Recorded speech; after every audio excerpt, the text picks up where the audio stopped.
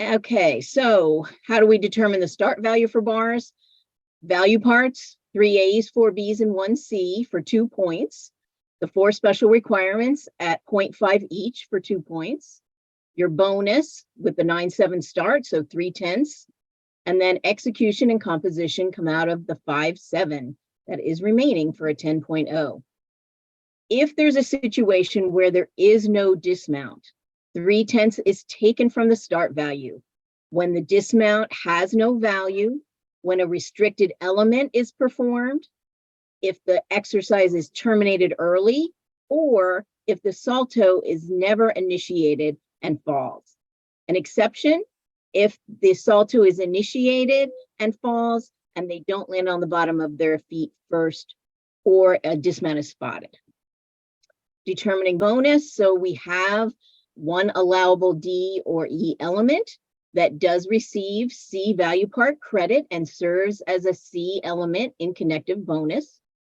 The restricted D, E elements are considered in chronological order for bars, so only the first restricted D or E element in the exercise may be awarded that C value part credit and special requirement credit. It's used as a C in the connective bonus, and a restricted value part may be repeated if the element received no value part credit the first time it was performed. The first D or E element that is allowed, or first restricted D or E element, receives the 1/10 DE bonus if it's performed without a fall. The special requirements for bars, 2 bar changes, a minimum of 1 B flight, a second different flight minimum of C, or a minimum B element with LA turn that excludes the mount or dismount, a salto dismount minimum of B. Composition for level 9 bars, if the gymnast faces the same direction throughout the exercise, including the mount or dismount, 1/10. Uncharacteristic elements would be 1/10 each. 3/4 forward giant circle with or without grip change would be 1/10 each. Failure to perform the 2 elements that fulfill 2 of the 3 requirements, which are a forward element, circle or release, minimum of B, an element from groups 3, 6, 7, minimum of B, and an element with 180-degree LA turn with or without flight, minimum of C. So 2 of the 3 need to be performed.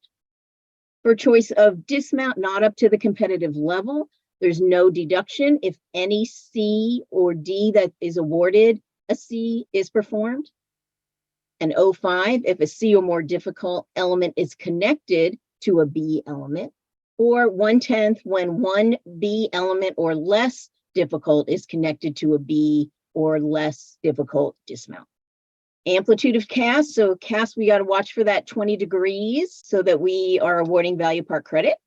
And then the angle at the completion of the turn, and then angle for turns in and after handstand at 30 degrees for no deduction. Here's your chart on execution of the turns that descend on the same side of the bar and what value part you're going to award based on the angle that's measured from vertical. And just a couple of additional notes. An incomplete exercise that is less than 5 elements is a 2.0 deduction off the final average by the chief judge. Chalk or water may not be added to the rails or mats once the exercise has begun or while the athlete is on the competitive equipment.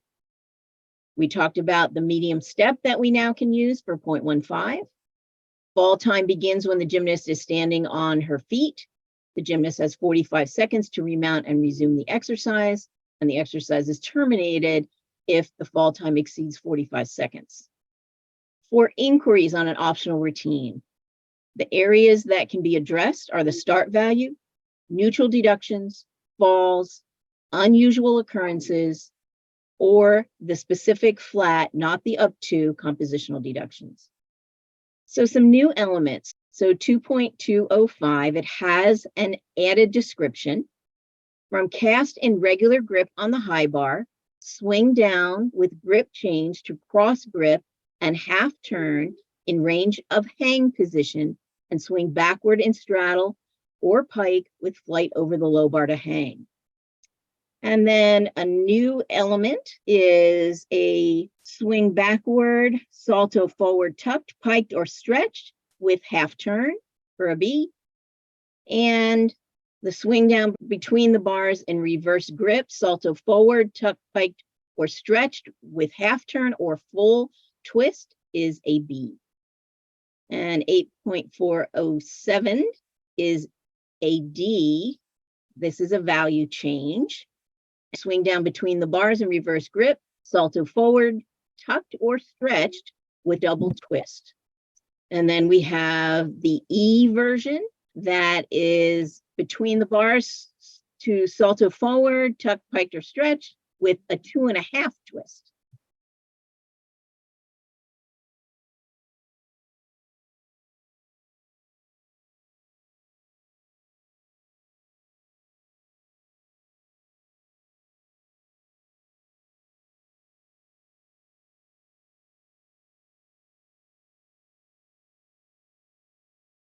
And that concludes the rapid review for Level 9 bars.